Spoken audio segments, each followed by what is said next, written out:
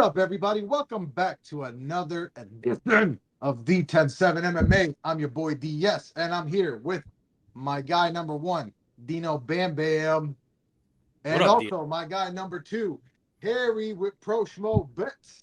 What's up, fellas? Let's go. Excited, man. Excited. Let's get it. I'm pumped, brothers. UFC 318, Holloway versus Poirier. Obviously, number three, it's the trilogy. Coincidentally, Harry, you're looking kind of jacked, bro. Coincident. Oh shit. Oh shit. That's crazy. That's crazy. Yo, the megaphone caught me completely off guard. Holloway Poirier 3 is the trilogy. Obviously, 1, 2, then comes 3. As we all know, Poirier won the first two fights, so which is interesting. We've got a big ass card though, fellas. Top to bottom, pretty goddamn solid. What do you think? Harry. Man, listen. There's nothing else to cap. There are no sports right now. Tennis, baseball. I mean, so the audience is flowing to MMA somehow, and these lines are getting wider and wider. So if you're tuning in now, I mean, let's get this money. Period. And just real quick, we're gonna dive in. We're gonna try to keep this under an hour, everybody. To new subs and old, welcome everybody. We just hit 1,500 before we started recording this video, so thank you guys so much for supporting the channel. And of course, please like and subscribe. If you're not subscribed yet, go ahead and do that. Dino, tell them where they can find us: Instagram, YouTube, all that bullshit, and of course where they can find Harry as well. There it is. So I'm a big screen me real quick, guys. Obviously, like and subscribe here. We would appreciate that. Also, go follow our boy Harry from ProSchmoBets. He's here wasting his time with us, but what he's doing is he's making us a lot of fucking money. Harry is known to do that. He gives those picks free on Instagram. So follow him. Like the thing at the bottom says, now it says ProSchmoBets. That's not fucking good, guys. It's not poor. We make money over here. It's pro. That's I'm fixing crazy. it. That's crazy. I feel like that's ProSchmoBets. good luck. I feel like that's good luck. That's got to be good luck. So we got Harry from ProSchmoBets. Follow him on Instagram. Follow him on YouTube. And by the way, real quick plug, we are doing a ticket giveaway for next month's card, UFC 319, right here in our backyard on the west side of Chicago at the United Center. Dricus Du Plessis versus one Khamzat Chimaev. We got 2 tickets we're giving away. There's a whole thing on how to do it, guys. Follow us on Instagram, sub here, and most importantly, comment your IG username on any of our videos throughout the rest of this month, and we're going to pick one bastard, give him 2 tickets, and he's going to have a great time. DS, what I'm going to do right now is I'm putting Harry on the big screen. I just Harry, want to say one more thing, real quick. Okay. You don't have to memorize everything that Dino just said. If you go to our Instagram at the 10-7 MMA, it is a highlight. All right, so just click the highlight. Everything is explained in there. Boom. And now we got Harry on the big screen. UFC 318. Harry, I got the gun to the head little thing up here. So why don't you let's not waste time. Get into it. DS, we can't let the people down, man. We can't. Dan Ige against Sean Woodson. We had Bilal Muhammad, Mario Bautista, and then all of a sudden, fucking Brandon Royval and Kai Carl Franz. The worst take, but there's no back-to-back losses. Never. We can't do that to the people at 10-7 MMA. So I'm going to give you the gun to the head moment. Gun to the head. Kyler Phillips on the money line to defeat Vinicius Oliveira. Is that a dog? That's a dog. That's a dog. Damn. Let's get this money. I like it. I like that we're energy. Gonna get into it, right? We're going to get into it. Listen, Kyler Phillips, we're going to get into it later on in the video. But real briefly, man, Kyler Phillips already faced a guy like Vinicius Oliveira with those strong, powerful, rushing, big hooks in Mauricio Rojo. You guys remember that?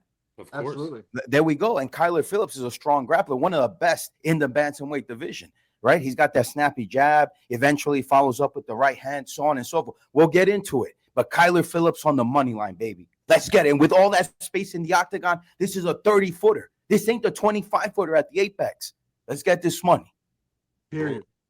I love it, Harry. I absolutely love it. I'm not gonna lie. We'll get into that later, but for those of you that don't want to stick around for the whole video, at least you get Harry's gun to the head. I will do timestamps for this video for what it's worth, so stick around for the rest. All right, fellas, let's dive into it. If you haven't seen this series before, right, we're gonna dive in. We're gonna give you the full card breakdown. We're gonna try to keep it as brief yet informative as possible, and then we're also gonna kind of touch on from a betting perspective, because we have our boy Harry here, so we got to talk about the betting side of things and make you guys some money. You guys ready? Let's go. Let's dive right into it, fellas. First fight of the night is my girl, Carly Giudice. She is taking on Nicole Kalari. She's a very sizable favorite here. Harry, what's the bet on this one, my friend? What do you think's going to happen? It's Carly Giudice on the money line. I don't want to downplay Nicole Kalari. I know she's a long time karate practitioner. But she, is up against, someone here that's a great Thai boxer, faced off with Gabriela Fernandez, who is an incredible judo black belt, powerful on the feet, works excellently, her proportions in the flyweight division, and, did not sweep. You're talking about Kalari? Yeah. Carly Giudice. Yeah, Carly Giudice faced Fernandez, and she didn't get tripped. She didn't get swept. You know what I'm saying? None of that happened. But guess who mounted who? Carly Giudice mounted her. I like Nicole Cagliari. Unfortunately, she's too undersized for this division. She has to go to strawweight. She's relentless, but all that clinching ain't going to do any work against a Thai boxer like Carly Giudice for a decision, much less a decision. All right, so it's a finish or decision for Carly Giudice, in my opinion. Dino? Yeah, I'm with Harry, man. I'm going Carly Giudice on the decision here. I like it a lot, man. I think the grappling is really good. And then there's two things to think about right here, right? Number one, there's the weirdness of a first fight on a pay-per-view card, right? The first prelim, there's always some weird shit going on. And the second thing is it's a women's fight, right? So what do we know about women's fights? Generally speaking, if they're not massive prospects, they're not ladies with huge power, it's going to go the distance. If it goes the distance, you got to probably rely on the grappler. And more so than that, Carly Giudice, the hometown girl in this one, right? The American, she's from the area. So Carly Giudice on the money line is, I think that's pretty free cheese. Yeah. I mean, I fully agree. I would even take her by decision, honestly, personally. I think a lot of people are going to be betting Carly Giudice by knockout because of that head kick versus Dubin. Cagliari, first of all, Cagliari is a baddie, dude. She's a looker. Not at all related to the odds or anything like that. Or maybe it is. Who knows? You never know. But yeah, I agree with you guys, man. There's not a lot to say here. I just think the striking of Giudice is just much more advanced at this point. Like Harry said, I don't see her, once she feels the power of Giudice and I think there's going to be a pretty distinct speed advantage too. Cagliari, for as small as she is, she's kind of plodding to me. So I expect it to stay standing. I expect Giudice to win this fight on the feet, and I would take her by decision. Yeah, I'm with you, man. I like decision DS. And then for also, just to give you guys some more peace of mind, with Nicole Cagliari, her cardio is pretty bad. She tends to fade later on in fights. And then as I'm Harry... trying to find out for myself, though. Hey, now. Hey, come on now, DS. And she's also... She struggles when she's on bottom, man. I think a lot of wrestling is going to take place in this one, and it's just a free decision. So I like the money line a lot. I don't mind decision at all. You're talking about her on bottom. Are you trying to get me hard, dude? Come on now, DS, bro. What are we doing? My bad. All right, fellas. Second fight of the night. We're talking about my boy Bruno Ferreira. He's taking on Jackson McVeigh. He's had a bunch of fights canceled. Finally, we see him after like 3 straight cards in a row where we were supposed to see him. Harry, how do you see this one playing out? You'll see a strong grappler in McVeigh, but Bruno Ferreira, man, if there's anything we know, he's approached his opponents who are already credentialed, with collegiate wrestling, and I think the skill set and the matchmaking here just gives way for Bruno Ferreira on the feet through and through. If McVeigh can't get a submission, which I highly doubt, because no one can get that on Bruno Ferreira, especially in this category of age and proportions, then it's Bruno Ferreira or nobody. Agreed. Dino?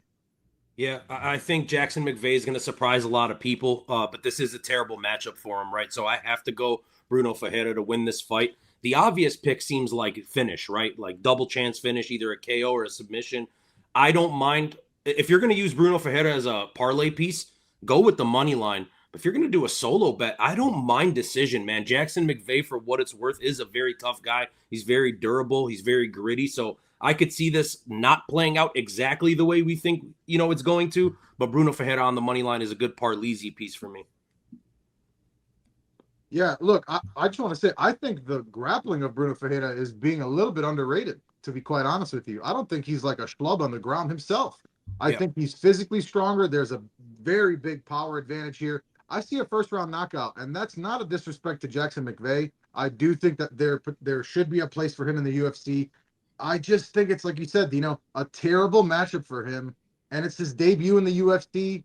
McVeigh's going to be dangerous early, man. Both these guys are, right? But he's pretty hittable.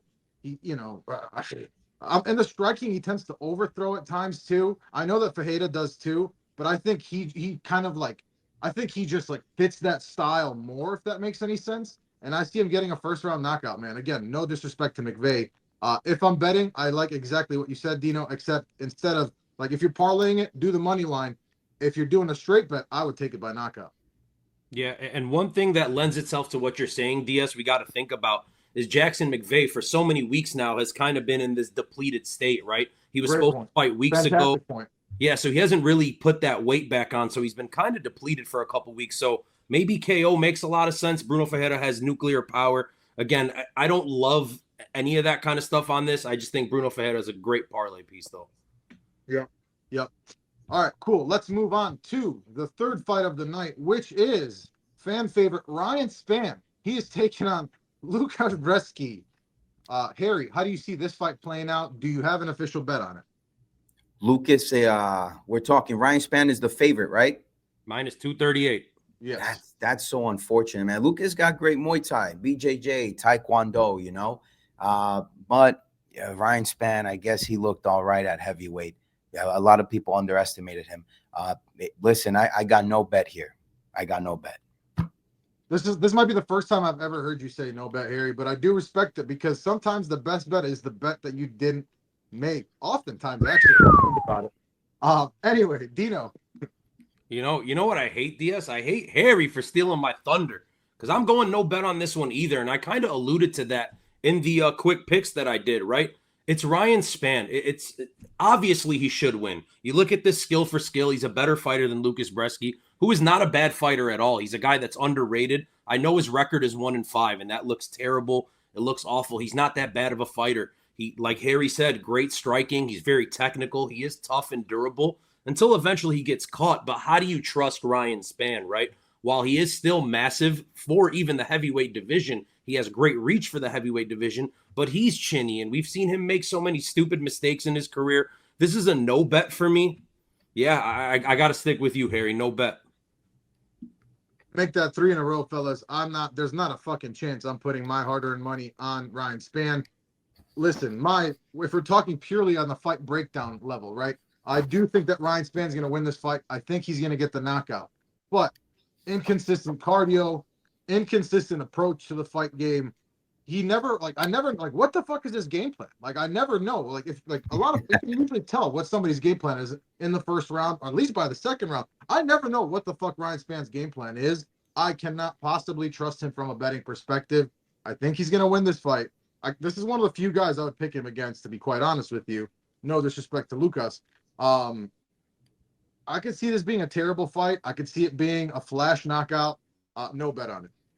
Yeah. I'm glad we're all on the same page. Ryan Spann's that's the kind of person, right, DS? We always talk about it where it's like, how do you spend your money on Kevin Holland? How do you spend your money? Ryan Spann's basically that. He's basically 100%. 100%. And I don't know, is it a mental thing with him? Like that, he's like even more of a question mark than Holland for me. With Holland, I know it's a mentality thing. With this guy, I don't even know what the fuck his issue is. Just fucking you're a goddamn. You look like you're carved out of stone, bro. Go fuck these people up, bro. And he was doing it. And then all of a sudden he's ass. I don't know. I don't get it. He looked like a top 5 guy for several fights in a row. Yeah. And just one of the weirder fall offs in MMA, I would say. And speaking of weird fall offs, we're getting to one next.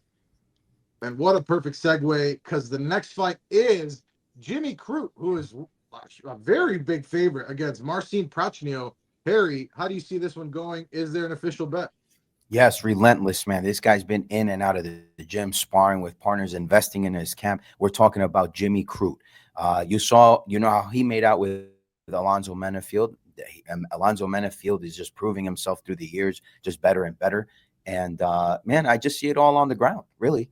Anything from grappling to ground and pound. That's how I see this going for old boy Jimmy Crute to get this win. So you Crute on the money line? Yes, Crute on the money line. Love it. Dino? Yeah, I mostly agree with Harry. I'm gonna go no bet on this one either, but I agree with what Harry's saying. I do think Jimmy Crute is gonna win this fight. There's a couple things that worry me, right? So I'll just throw those out there. Jimmy Crute for a long time, I've been on record. DS, you know this for sure. I thought Jimmy Crute was the real deal when he was coming up at 205 and beating everybody, and then he went on a terrible run.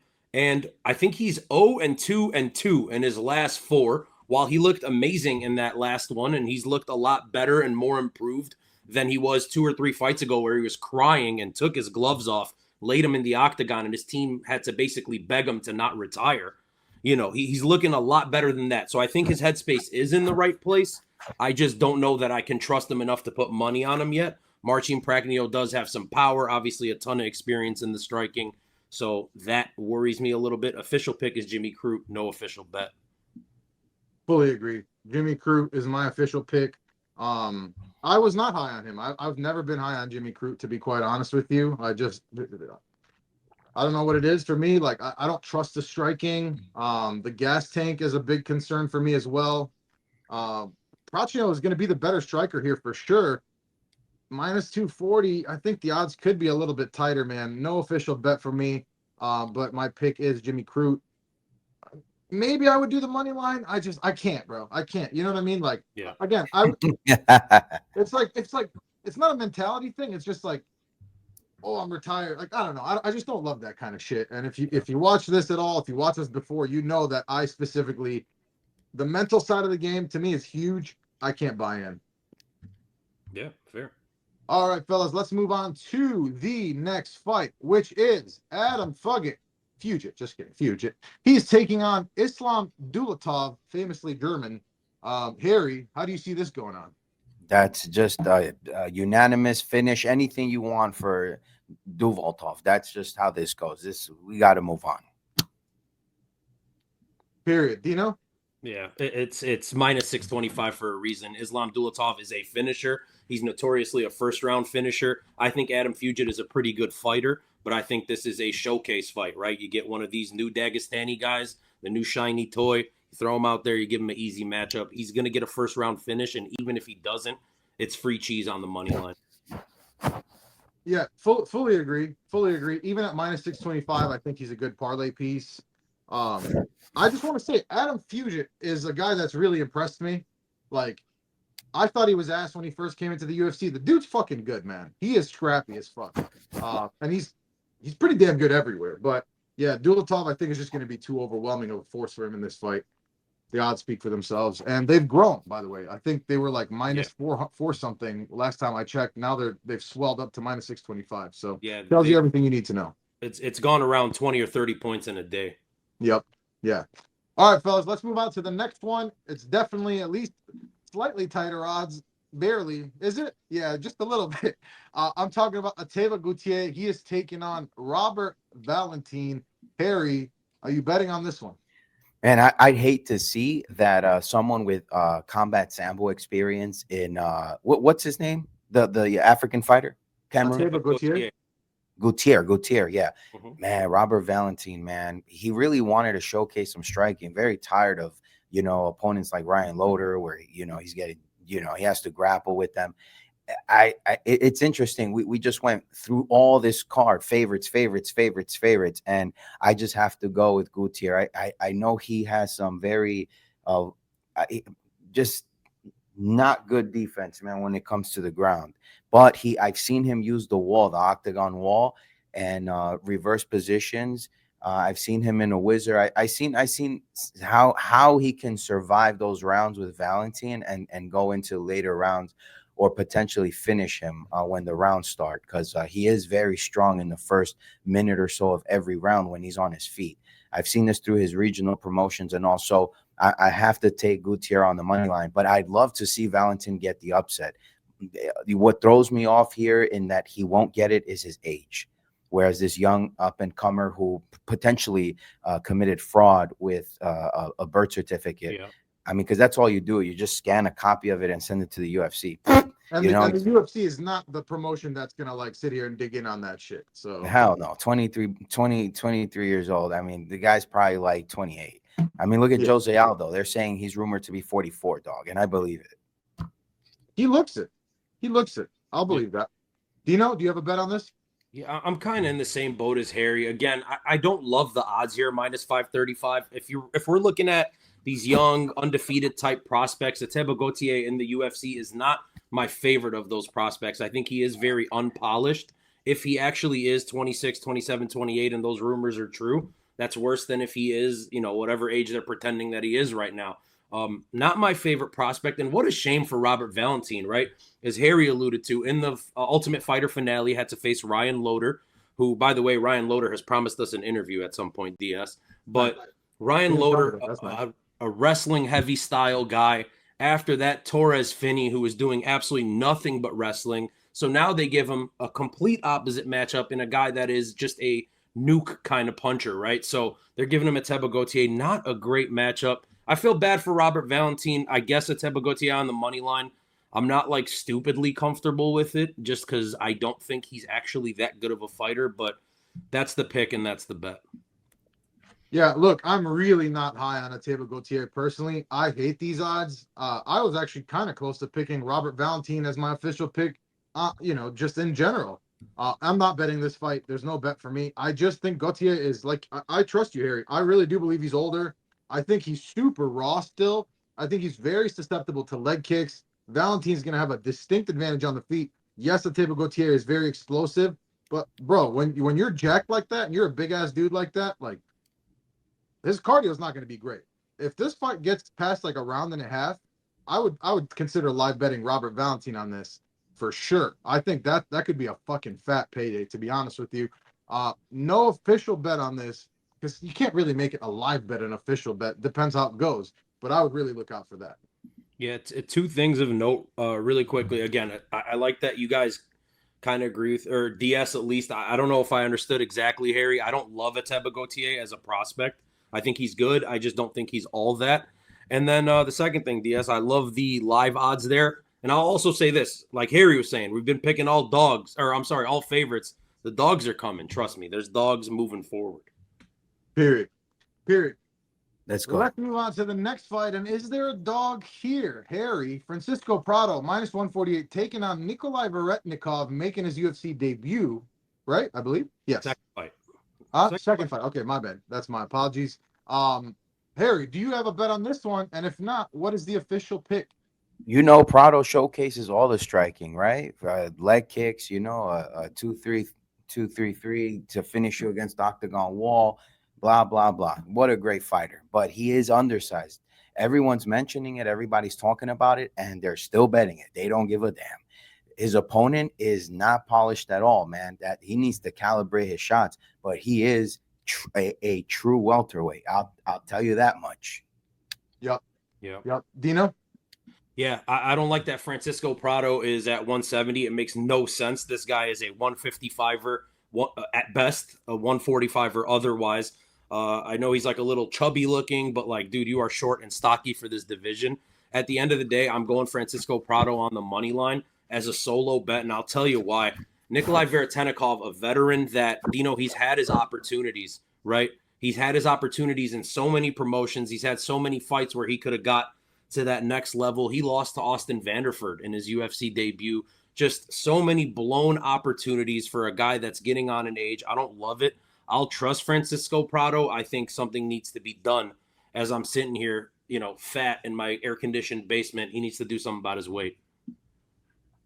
Yeah, listen, man, you're fucking 23 years old, dude. Get it the fuck together, brother. I was 280 pounds at 18, and by 21, I was fucking 195 shredded. Like, bro, like you're a fucking professional athlete. First of all, like, shame on his fucking team, dude.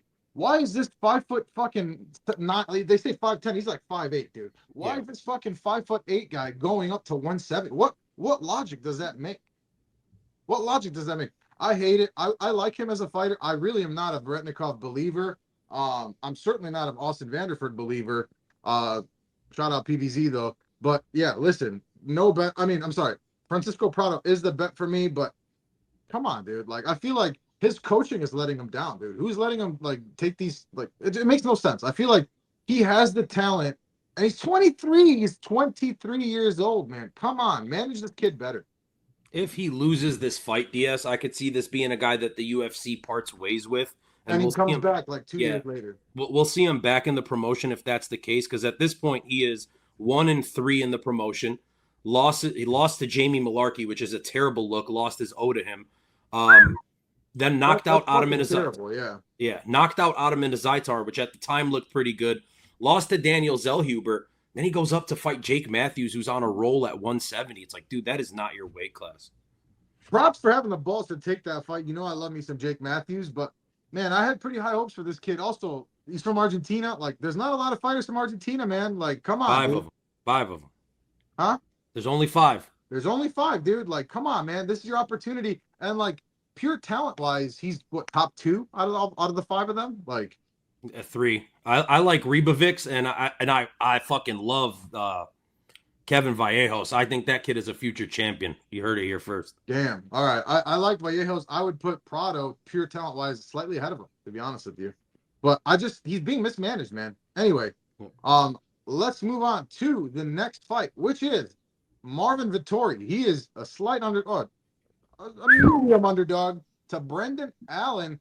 Harry, how do you see? I'm curious. First of all, I want you to tell me, how do you see this fight going? And of course, is there a bet? Man, brother, I wish I could take Marvin Vettori, man. His boxing, doesn't tighten up when he wants to, knock someone out. He's level-headed. But again, bro, I've always thought he was very undersized, man. And it's no fault to him, man. It's his body, it's his head. It is what it is, man. Sometimes your bones are so dense that you put on the weight naturally. It's unfortunate. Like a lot of my friends in boxing, they say, oh, big back Mexican, big back. Is that a big back Mexican? You know what I'm saying? Because they're so, they got that butterfly wingspan. And it is what it is, man. I got Brendan Allen by a boring ass decision. Do you know? Yeah, look, man, Marvin Vettori, one of the guys that I agree with you, Harry. I think he struggles with the fact that 170, that welterweight to middleweight is a 15-pound gap as opposed to a 10-pound gap, right? Little bit of a tweener, a little too small for middleweight, a little too big for welterweight. Either way, though, a lot of bad blood in this one. I'm going to go Marvin Vettori, and I'll tell you guys why.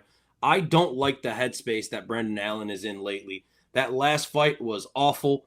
He's coming off of 2 pretty bad performances. Immediately after losing that fight, I like what he did, which was go into grappling versus Caio Bajallo at Karate Combat, I believe. Lost that as well. And now, he's getting the hometown fight, which is great. And he's getting this kind of big showcase opportunity on this card.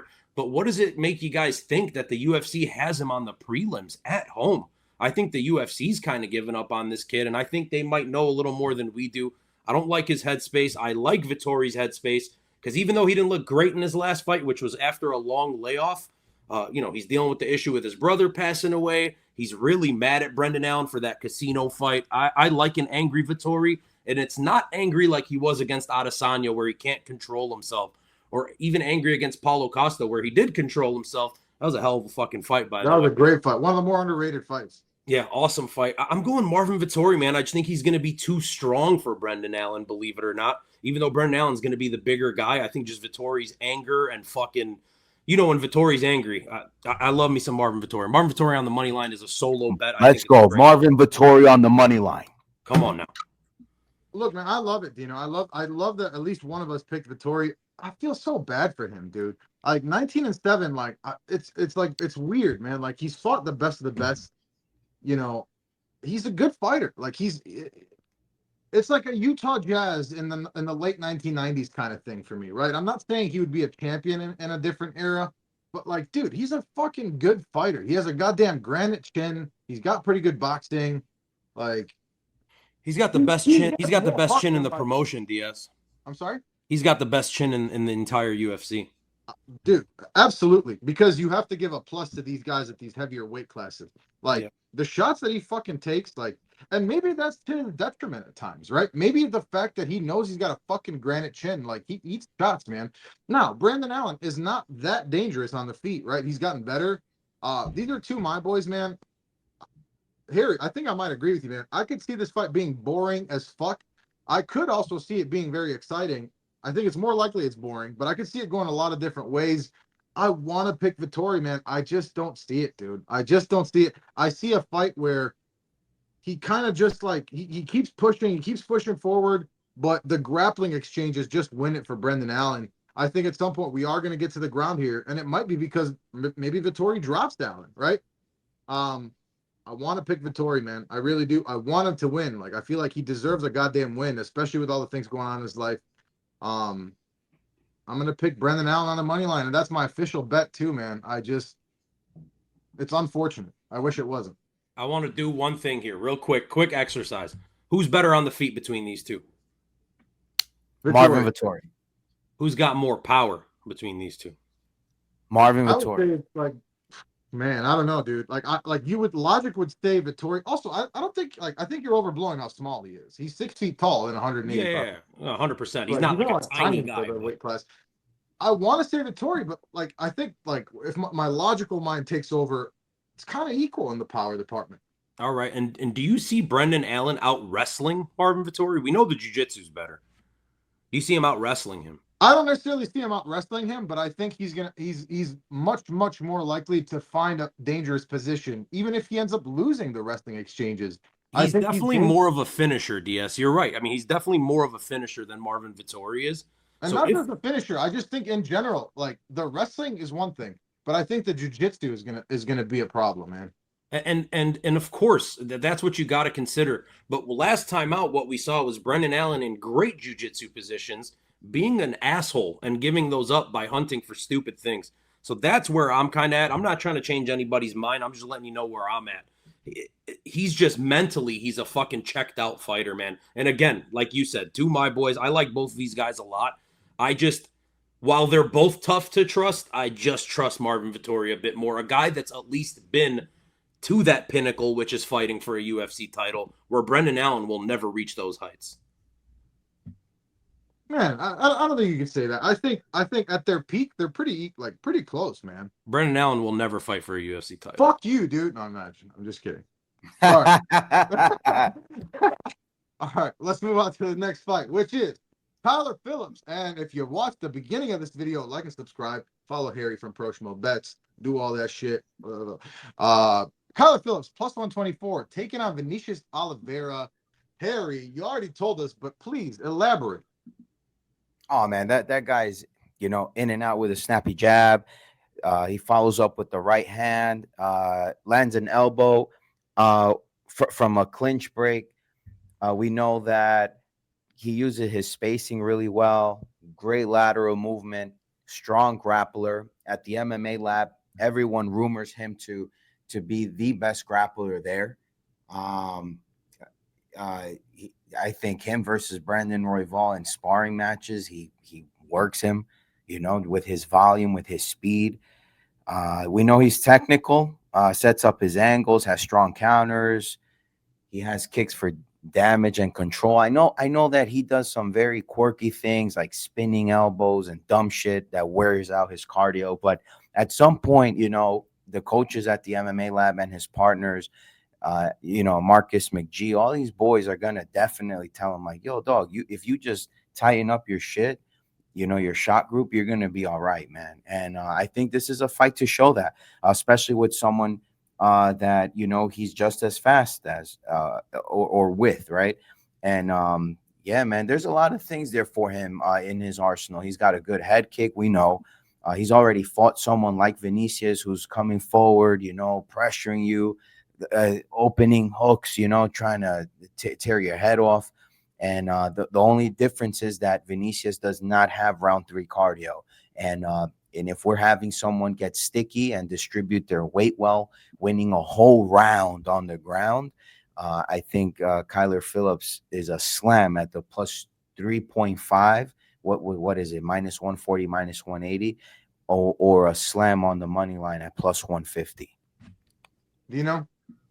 Yeah, shout out MMA Labs, man. Trayshawn Gore got a fight coming up soon, friend of the channel. Look, Harry, I think this run that Kyler Phillips was on, man, that Marcelo Rojo Raoni Barcelos, and then goddamn that Pedro Munoz fight. He looked so goddamn good in that one. That was one of those moments where, for me as an MMA fan, I'm very like this, Harry. I'll explain to you how I operate. When I see a young guy, either outside of the UFC or his first fight in the promotion, I like to watch him. I like to watch some of his tape from before and get a feel for him. And this was a guy that I was really optimistic about, Kyler Phillips. And he just kept improving, man. 3 fights in a row. And as I said, that last fight against Pedro Munoz, unbelievable performance. I was sitting there crowning the guy a top 5 guy in this division in the near future. And then what a letdown last time out against Rob Font. I know he gassed himself out. I know Rob Font is absolutely game. That kind of worried me, man. Kyler Phillips making some goofy decisions, as you said. I'm going Vinicius Oliveira, and I'll tell you why. I think he's got, not that the power is going to put Kyler Phillips away, but that the power is going to make him a little hesitant. And I think at this point, Vinicius Oliveira has been waiting so goddamn long to get a fight, and he's been waiting for a big opportunity. And if he can get himself a finish, this guy's going to propel himself upwards. Kyler Phillips, DS, and Kyler Phillips, Harry, at his peak, if he is performing at his best, he is better than Vinicius Oliveira. But if he takes even a dip, just a slight dip down, Vinicius Oliveira is a better fighter. So give me Logue Dog on the money line. I respect it, Dino. I gotta agree with Harry, man. I really do. I gotta take my first dog of the card here.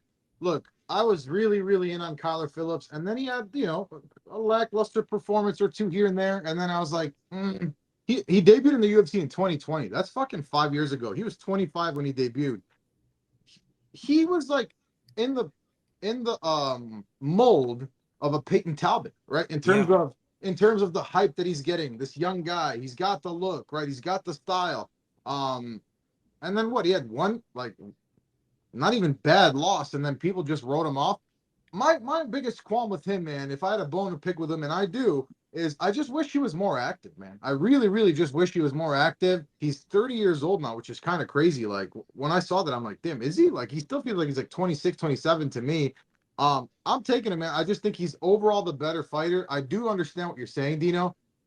Like, he is better all around, but Vinicius Salvador is much more dangerous on the feet.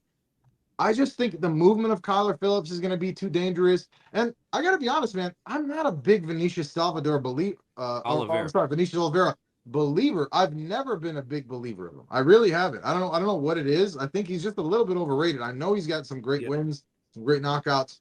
Raoni Barcelos, beat Peyton Talbot, right? Kyler Phillips beat Raoni Barcelos. Also, Kyler Phillips has a fucking win versus Song Yadong, right? Like, he's a good fucking fighter, man. I like the pick. I think plus money here is great odds. I could see him being the favorite here. I understand why he's not, but I gotta agree with Harry, man. Kyler Phillips on the money line is my official pick and my official bet. I love what you guys are saying. I totally agree. Look, I think very highly of Kyler Phillips in terms of all of it. No. Okay. Come on, Diaz. Look, I believe in him as a fighter. I think skill for skill, he's a phenomenal fighter. It's just, like you said, he beat Song Yadong, and then he fucking lost to Raulian Paiva. Then he goes on and gets those 3 wins. And I just want to say, that is a fucking terrible loss. That's like as bad of a loss as it gets. Raulian Paiva is an awful loss after beating Song Yadong, who's one fucking fight away from a title right now. That might be one of the craziest, like 2-fight sequences, win-loss sequences in the entire UFC ever. Yeah, it's nuts. It's nuts. I can't trust that. I hope you guys are right. I probably root for him more than Vinicius Oliveira, but I guess we'll see when the fight comes around. Period, babe. All right, let's move on to the next fight, which is Michael Johnson. And I know the odds are fucking crazy, and I understand obviously why. I'm really curious if any one of you is going to pick Michael Johnson here. Harry, is it going to be you? Oh, no, man. It's going to be a close fight. Johnson is relentless, man. He's a strong ectomorph. He's got that crackhead ectomorph proportion like Darren Elkins. You saw how powerful Lauren Murphy was. I'm not saying that he experimented with drugs or associating him to crackheads, but he's got that posture, man, and very, very rare, very skinny, linky. Yeah, man. I think what's his name? Azatar? Is that who he put out? Yeah. That was a great fight too. He's very patient, very smart, twitchy, good feints. And yeah, I think Zellhuber is just too wide with his shots. He's more a grappler in than he is a striker. He's definitely getting touched up, but I don't think that in round 3 we can see Michael Johnson win that round, and that might be the difference maker. Zellhuber's going to get through that round because he's so young, and that's it, man. So I got Zellhuber on the money line. Respect. Dino? Yeah, I'm going Daniel Zellhuber. So it looks like you're going to be the one that's forced to pick Michael Johnson, DS. Look, Imagine. hey, Daniel Zellhuber, it's just the age thing, man. Michael Johnson, a guy that's notoriously fought some of the best guys this division has to offer, has a knockout win over Dustin Poirier, which we're going to see, all over this week in the little highlight packages and all that shit. It's just age, man. And he's always been inconsistent. Daniel Zellhuber, a young guy that's coming into his own. He's hungry. He's long-bodied. He's got power. And when Michael Johnson gets knocked out, man, he gets knocked out in funny-looking positions. Sort of like dude. He fucking does, dude. Sort of like Johnny Walker, which is unfortunate because we're probably going to see that in a couple weeks. But no one like Johnny Walker, though. Yeah, he's nothing like Johnny Walker. But yeah, give me Daniel Zellhuber. I'm going KO actually, pretty early, first or second round. Yeah, I'm gonna go third. I'm gonna go early third round KO for Zellhuber as my official pick. No bet on this for me, just because of the Michael Johnson factor, right? Like, yes, he's slowed down considerably, but he's still got fucking power. As we know, we always talk about it on this podcast. He's got the power is the last to go, right? The power is the last to go as far as all the skill sets are concerned. Shout out Derek Lewis. Yeah. Oh my God, dude. Yeah. What a weird stoppage, but yeah, me and you were so fucking hyped, dude. One of the few fights of the year that we watched together, which I appreciated. Hey, Rebovix versus Zellhuber, man. What a fucking banger that was. I just don't think Michael Johnson's capable of that kind of fight. I know he has more power than either of those guys, probably, even now. I just expect Michael Johnson to fade after round 1. Zellhuber by like early third round KO is my official pick. I would use him as a no official bet. No official bet. I'll go Zellhuber money line for the official, by the way, if I didn't throw that out there. All right, bet. All right, let's move on to the next fight. We're on the top 4, just so you guys know now. And Dino, I'm curious what you're going to pick here. Are you going to? I think I have a feeling. I know. Is going to be an emotional pick? Is it going to be a well thought out pick? We'll find out in like 40 seconds. But it's Dan Ige minus 218 versus Patricio Pitbull. Harry, do you have a bet on this? Oh yeah, definitely Patricky, man. The way I saw him, Patricio, yeah, excuse me, Patricio Pitbull. Yeah, the way I saw him sweep Yair when he kicked, he shot for a front kick. I Patricio.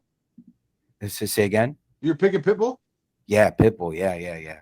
Very impressed by him, man. I know that people wanted to see him more active on the feet, but I think it was avoiding any potential finish because at that point, yes, I think that there's no trajectory for him in the UFC. Losing a decision to Yair, who has fought Holloway, so on and so forth, who's probably going to be match made favorably now that Diego Lopez is booked with somebody else and he ain't fighting him. Yeah, I like Patricky here, man. He's got great wrestling. He's a strong striker, powerful, and he's got the cardio through those rounds, man. And he can handle a large octagon 30-footer. So, yeah, Dan Ige, yeah, he's a strong puncher, man, but he's more a striker boxer than anything else. His grappling, I don't see how. Yeah, he's too comfortable on his back, man. If you could put a metric on that, like how often he's on his back, and it's just Patricky's just aside, especially at how wide the odds are and how many people are going to be betting Dan Ige. That too, especially after that Sean Woodson fight. So, and all these rumors about his strength, and then of course they'll look back to how he was once that guy that they thought would defeat who was it? The Korean Zombie, right? He fought him. Yeah. So it's interesting, man. But I got Patricky, man, for sure. I agree with a lot of the public's sentiment on how Bellator, the UFC is trying to squash on Bellator fighters, right? With that upset in oh boy here. What's his name? Yes, Patchy Mix, right? Now Patricky Pitbull, so on and so forth. When the guys from other promotions come to the UFC, anyone from Risen, all 3 Japanese fighters in the last 200 days, all washed, losing their first fight. I get it, but no. But Tricky is unique. He's different.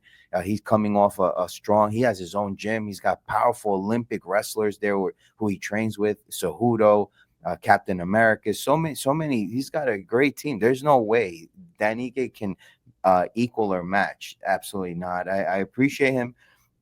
But again, you saw how he lost that fight. That was an early stoppage, some would say, with the Sean Woodson fight. So there you go. Respect. Dino, are you picking your boy? Yeah, I'm going Patricio as well, man. And Harry, you kept calling him Patricky, man. Come on now, it's Patricio. Shout out Patricky, though. Shout out Patricky. Got the signed glove right here. Really good friend of the channel, Patricky Pitbull. We love you, Patricky. There it is. Now, look, I'm picking Patricio Pitbull for a couple reasons. Harry alluded to, and I love that he did that. There's this bias right now with these Bellator and Ryzen and PFL and like wherever the fuck they're coming from. There's this whole narrative that these guys are trash. That's what's been going on. We saw the Patchy Mix thing, the Patricio Pitbull thing. Hell, even Michael Chandler's 2-6 or 2-7 in the UFC at this point. It seems like the only one that succeeded at all coming from, one of those big leagues in the last few years has been Yuri Prohashka. I guess Manel Kopp as well a little bit, right? Manel Kopp close to a title fight. Either way, though, I think if you look at this and you take yourself a step back and don't try to be this MMA nerd and like this UFC diehard. If you look at the level of competition, yes, Dan Ige has been fighting in the UFC for a long time. And yes, he's fought the Zombie and Josh Emmett and Movsar Evloev and Bryce Mitchell. But he lost to every goddamn one of those guys. Okay, he lost to Diego Lopez. He lost to Lerone Murphy. He's lost to anyone that is actually really good in the UFC. And he's been beaten on guys that are at the low end of these rankings or just unranked. Patricio Pitbull is fighting guys like AJ McKee over there, right? He has wins over guys like that. So he has we had actually a nice elevator moment with randomly. Yes, we did. That was awesome. But he's got bigger names, man. He's fought bigger names, better guys. I don't know if he's fought better guys, but he's beat better guys, right? So give me Patricio. That's perfectly said. Exactly that. Yeah, and so give me Patricio Pitbull on the money line. He's well-rounded. He's seen everything. And DS, this is a short guy, which, yes, he's generally had some struggles with in his life, against Michael Chandler notoriously. But he's also had success against those guys, like Michael Chandler notoriously, right? So, yeah, literally. Man, the way I see it is there's a bias here, and that's why these odds are this wide. If there was no bias for Bellator fighters coming in, this would be a lot damn closer to a pick'em. Give me Patricio Pitbull. I think there's good value on a solo bet here. Don't fucking parlay it. Respect, man. Respect. You guys, I've really nothing to add. Dino, you very eloquently broke down exactly how I feel. Now, yes, Patricio is 38 years old, man. For this lighter weight division, that is a lot of trips around the sun. Dan Ige is not Yair Rodriguez. Okay, I just want to say that Dan Ige is not Yair Rodriguez. He's not that dynamic. Dan Ige, as good as he's not bad all around. But let's be real, man. At his core, he's a boxer. Okay, and don't get it twisted. He does have some of the best boxing in this entire division, potentially the cleanest boxing in the division. I don't want to go that far right now, but weirdly enough, man, I'm also going to take Patricio Pitbull. I think plus 180. I could see a world where these odds continue to swell. Look out for that, man. But I would even sprinkle right now. Patricio Pitbull on the money line is my official bet, and I'm picking him. I could see him getting a sub in this fight too. Like, I wouldn't do that for my official pick. I'm just going to pick Patricio Pitbull. What did you say? Did you say by sub or decision? I said decision. And you, Harry? You know what, man? It's interesting that this guy is cutting promos right now. I don't know if it's for a beverage company. We're talking about Dan Ige, and he's being choked out. I think it's Poirier choking him out. No, You it's think that's a bad omen? Calvin Cater. Calvin Cater's You choking think him it's out. a bad omen? I think it's foreshadowing a submission. Dude, Patricio Pitbull is a great fighter, dog. Not only that, he's about an inch taller than Dan Ige, bro. Dan Ige should have fought as bantamweight, but he wanted to put on that muscle because he fell in love with this power, bro. That dude can hit. But you're right, man. Just moving in and out of the pocket, like, buying yourself the rounds with points. It don't work, man. Dan didn't have that type of cardio either, So as a featherweight, you got to be strong, fast. You got to be eloquent in there. You know how you communicate your strikes. Fool your opponent. You know, by proving you're so effective with one art, whether it's Thai boxing, grappling, you know, so on and so forth. So Arnold Allen is what Dan Ige aspired to become. Shout out In Arnold. terms of specialists who Putting excel, it all together, as far as putting all yeah, together, like the jiu-jitsu, grappling, and boxing, all one and the same. And whenever you pull it out of your pocket, boom, you know? yeah, yeah. Boxer, yeah. Yeah, my official pick is Patricio Pitbull. I'm gonna go by this. Like, I just don't see Danny getting subbed, so I'm gonna go by decision. Also, for what it's worth, Captain Eric specifically called out Dan Ige immediately after the Yair Rodriguez fight. So it looks like this is a fight that they've been wanting. Let's get it, fellas. Let's move on to the next fight, though, which is Kevin Holland. And again, he's back to being super active, which I do respect that. And we've talked about his mentality and his mental fortitude, his testicular fortitude, a lot on this very podcast. He's taken on Daniel Rodriguez. He is a massive favorite, one of the three massive favorites on this card, minus 550 for Kevin Holland. Harry, is there a bet on this one? Yeah, man, it's Kevin Holland on the money line. We have software where you add like a overlay on the fighter, and we draw data for speed, right, from film. And dude, Where can they find that? oh no, we don't share that. No, not that, but where can they find that advice? At ProSchmoBets. Dude, he slowed down too much, bro. Something happened to Rodriguez, brother. He slowed. No wonder the odds went from minus 250, minus 340, minus 550 right now for Kevin Holland. Kevin Holland's speed has increased, actually, regardless of whether he's increased or not. Let's take Kevin Holland from a great kung fu trips and then mount to Stephen Thompson, Wonder Boy Tom. My God, that Kevin Holland from 4 years ago is still faster than Rodriguez. 100% agree. Dino? Yeah, this is 1,000% Kevin Holland on the money line. And one thing to kind of back what Harry was saying, this is a D-Rod coming off of 2 straight wins, a nasty knockout last time in UFC Iowa against Santiago Ponzinibbio, which I was at DS. I wish you would have fucking came. Come on. But yeah, look, he's coming off of 2 wins with a really good knockout, and Kevin Holland's still a minus 550. This is Kevin Holland. I'm 100% on the money line. I don't even mind knockout. I think he's going to put Daniel Rodriguez away. Officially, the pick is Kevin Holland by knockout. The bet is probably Kevin Holland as a parlay piece at minus 550. Fully agree on the betting side of things. Kevin Holland, great parlay piece. I will say the odds have swelled. They were minus 450 last time I checked. Now they're minus 550. I think this is one of the locks of the card, if not the lock of the card. Underrated BJJ for Kevin Holland. He's on another roll right now, back-to-back wins. The striking is great. The power is great. Daniel Rodriguez, if this was 3 years ago, maybe I would feel a little differently considering Kevin Holland's mentality and all that stuff that I've talked about many times in the past. In this fight, D-Rod is just getting a little too old. Yeah, Kevin Holland money line for sure. Look, Harry's giving us gun to the head with underdogs. If I had to gun to the head, DS, I agree. I think Kevin Holland's the lock of the card. Well, thank you for agreeing with me, babe. All right, let's move on to the co-main event of the evening, which is Paulo Costa. Interestingly enough, I just want to say something that you said earlier, Dino. I just wanted to say Brendan Allen versus Marvin Vettori probably should be the semifinal, the co-main event in this card. But I think what you said is exactly right. No matter how you feel about Brendan Allen, he's let us down from a draw perspective, if nothing else. That fight should be the co-main event. It should at least be on the main card. Oh, it should be at worst 5th. Yeah. Which is basically what you're saying on the main card. Anyway, Paulo Costa versus Roman Kopylov. Paulo Costa plus 195. Harry, what do you think about that? Man, I think Costa's going to pressure him 1 of 3 rounds. He's not going to be defensive at all whatsoever in that he's pulling Kopylov forward so to exhaust him, right, to draw his cardio out. No, he's going to be relentless like the Costa you've seen of new.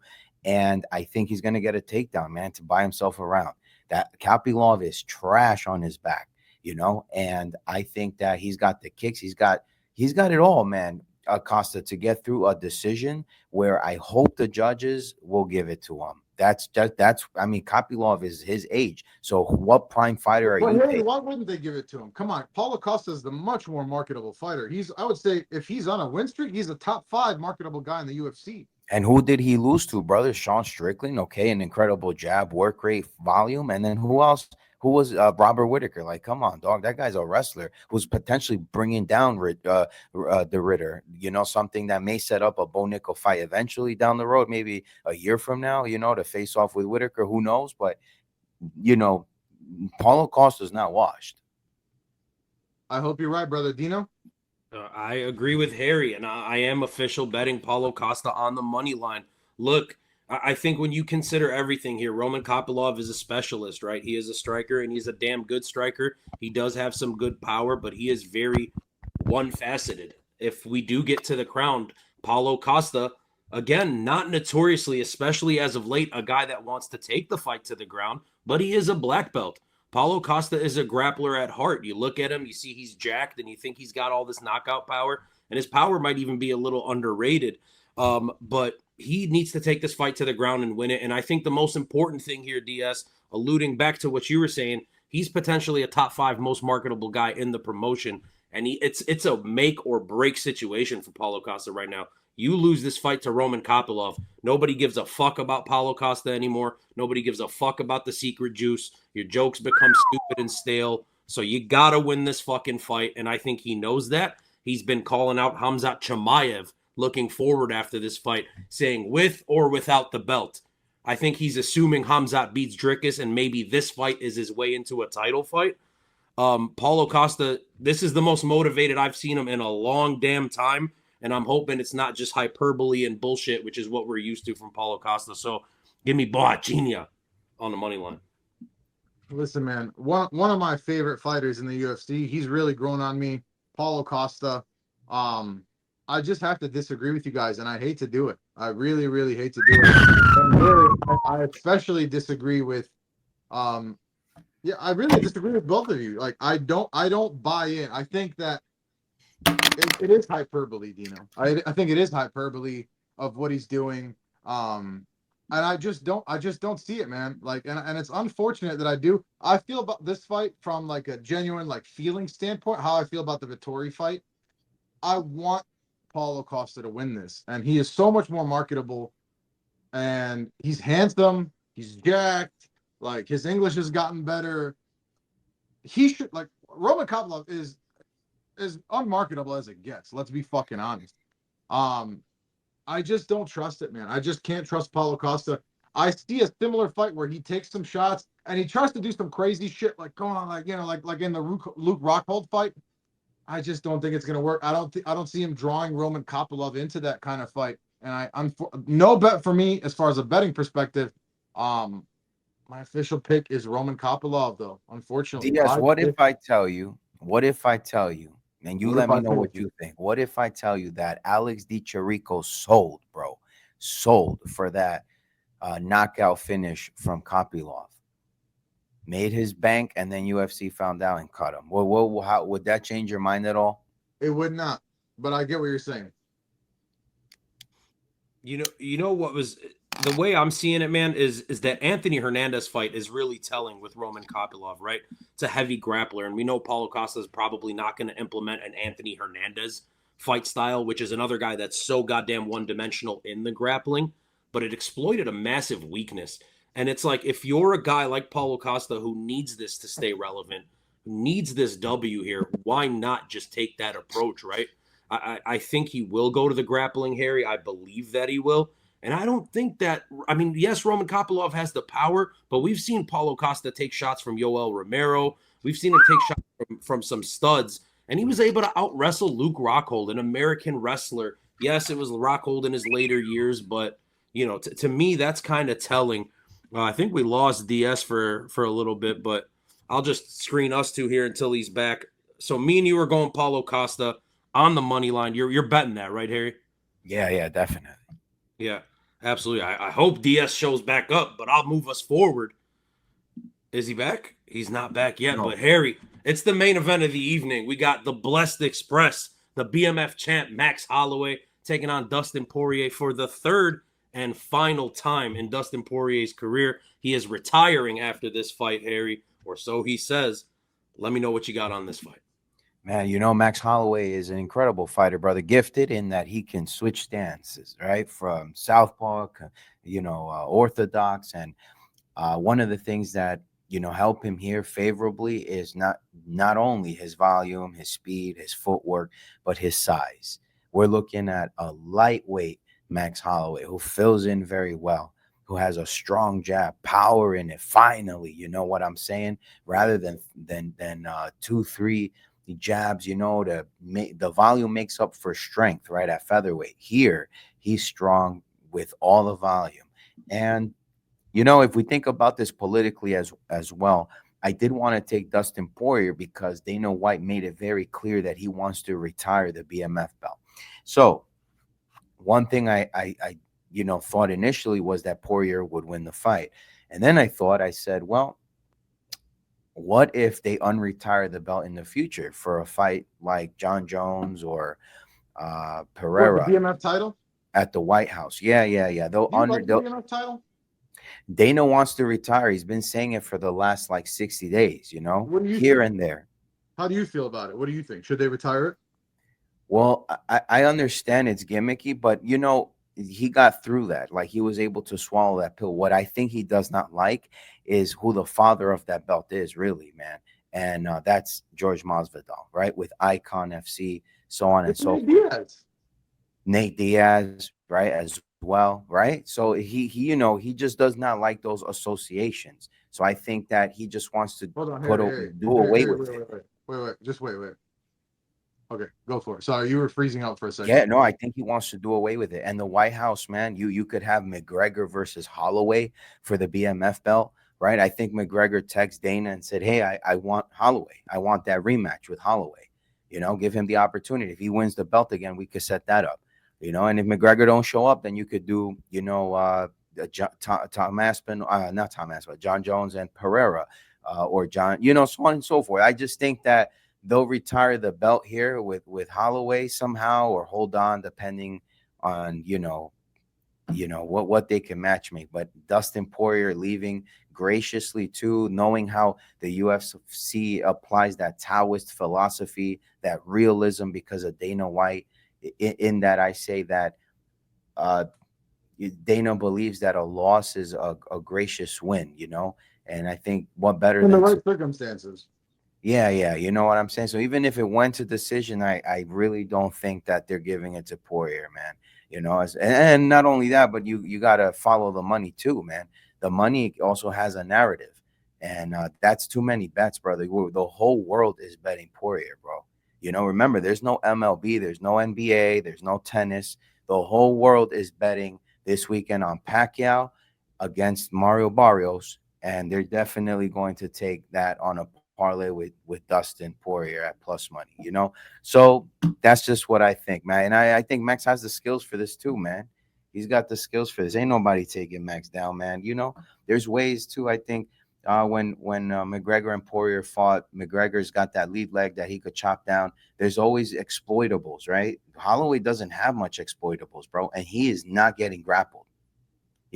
Poirier hasn't really fought a striker for over 4 years, where he's fought Chandler, Benoit Saint Denis, Islam. So he's not even polished right now in the boxing, bro. He's gonna tighten up and he's gonna try and knock out Holloway, and Holloway's gonna use that to his advantage, man. He's gonna sun Poirier in that octagon, bro. That's my opinion. So I think Holloway is on the money line for me. Quick question for you, Harry. Salt Poppy or Tony Ferguson? Tony Ferguson. I think you're tripping. All right. Yeah. What do you think about the main event? Yeah, look, I'm kind of in the same boat as Harry. I'm going to expand on a couple things there. Number one, if we are looking at it from that perspective, Harry, the political side of things, right? Dana White, notoriously a dude that does not like to let these guys go out on top. It gives them leverage. It just makes his promotion look a little poor. How do you promote Max Holloway when he just lost to Dustin Poirier on his way out?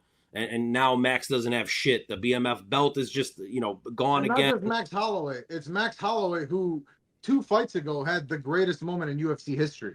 Right, exactly, right. So Max is going to stay in the UFC for a while. I think the UFC actually wants Max Holloway to win this fight. They are giving Dustin Poirier more than they would give to a lot of goddamn legends in this sport. They're giving him a hometown fight.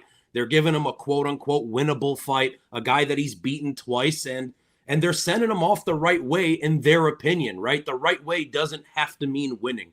So the way I see it is this fight is going to be a volume fight for Max Holloway, and Dustin Poirier is not going to approach it, Harry, in any way in the grappling.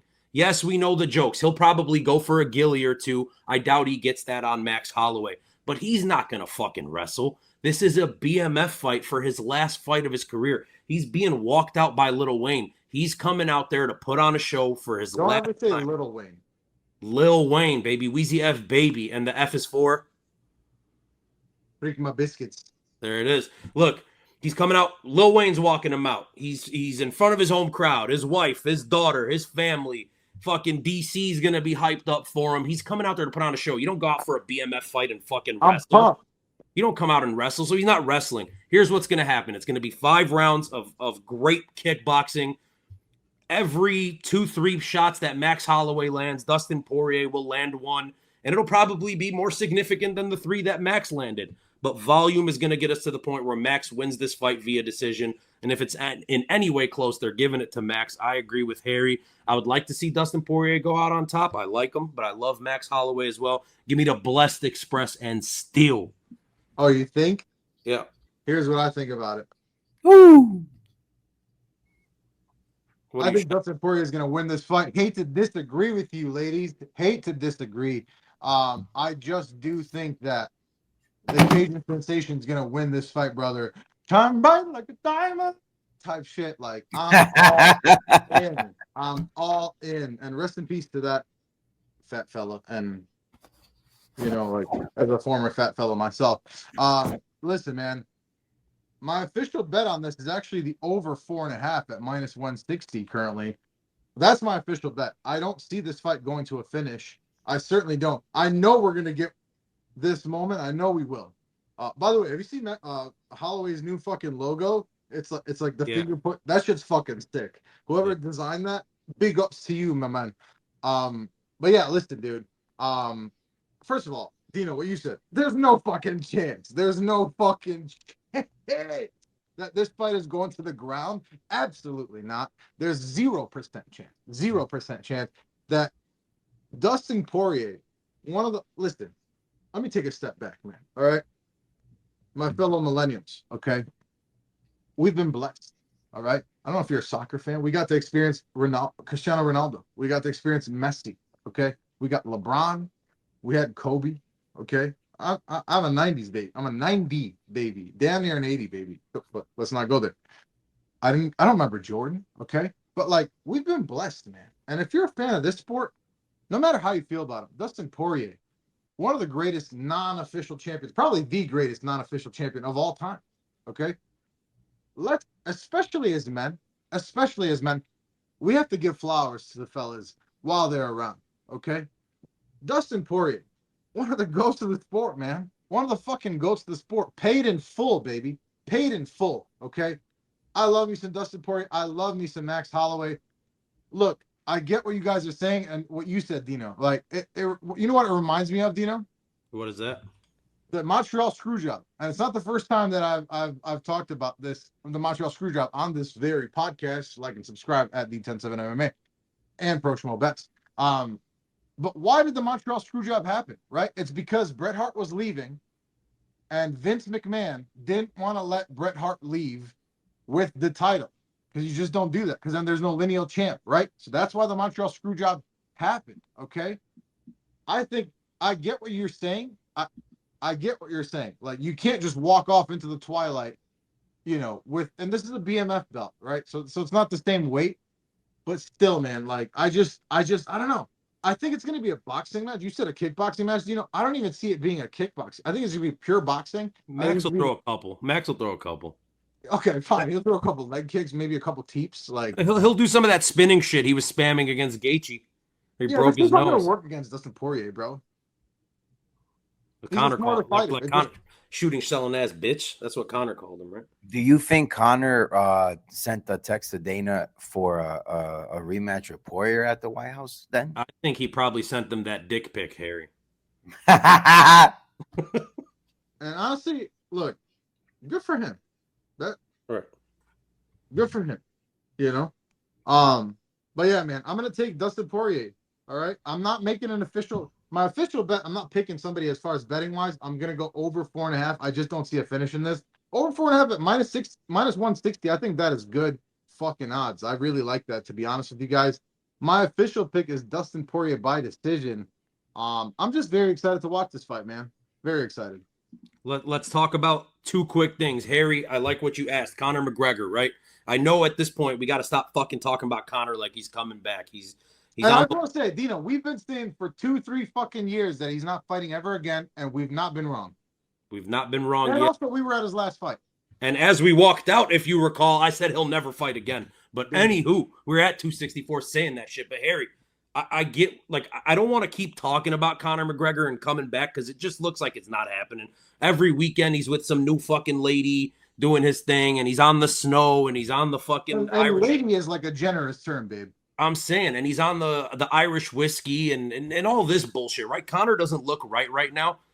But if anything, bro looked right. If anything is going to bring fucking Conor McGregor back, it is this supposed White House card, and he's going to want to be on that. And I think Max Holloway is a fucking perfect opponent for him. Is he a better opponent than Michael Chandler? Yes, he is a better opponent than Michael Chandler, and I'll tell you why. Michael Chandler at least has he has nukes for hands. I think Conor is a more skilled fighter than Michael Chandler, but there's the chance that Conor ends up flat in that fight. I don't see Max doing that to him. Yeah, I don't either, unless it's like the first. I'm sorry. This no, was the second Dustin Poirier fight when he knocked him out, not with the leg break. Abu Dhabi, yeah. Yeah, the second Conor fight with Dustin Poirier. I can see something like that if it's going to be a finish. Maybe overwhelmed by volume. Either way, Conor said, "Hey Dana, I'm the baddest motherfucker. Okay, White House, me Holloway. Damn, he wants that. He wants that title. He's been on record saying that. A lot of people are saying." we'll see what happens with Conor, and then DS. You mentioned the fucking Montreal Screwjob and Bret Hart. I was gonna say earlier, we got Harry over here looking like fucking Jimmy Hart with the megaphone and all this stuff. Yeah. Shout out Jimmy Hart. Shout out Jimmy Hart. But yeah, that's all I got. DS, let them know some shit. Shout out Nicole Cagliari. Like, if you, I don't know that she's probably not gonna see this, but if you see this, like, you know. Anyways, thanks for listening, guys. Also, one last time, follow Harry at ProSchmoBets. I'll let Dino take us out, but I just want to say, don't forget, we're doing that giveaway, man. UFC 319 in Chicago, fucking massive card. If you want some free tickets, babe, Dino, tell them where they can get them. You can get them right here on this very goddamn YouTube channel. There's a couple steps. Subscribe here. Follow us on Instagram at D107MMA. And you know what, DS? I might even extend this to follow Harry on Instagram at ProSchmoBets. If you're not following Harry, then you don't get tickets, you know? Or maybe if you are. Yeah, who knows? Who knows? Who knows? Just follow. We be lying. Hey, it is what it is. So subscribe and comment your Instagram username on any of our YouTube videos and maybe every of our YouTube videos moving forward through the rest of this month. And we will be announcing a winner August 1st or August 2nd, DS. And yeah, we'll see y'all at the fight. So again, that right there is DS. That right there is Harry from ProSchmoBets, who gave us the world famous gun to the head. He's going Kyler Phillips, and I am Dino Bam Bam. I was about to say I'm DS. That's not who I am. Dino Bam Bam from D107 MMA. Thank you guys so much for watching. Peace.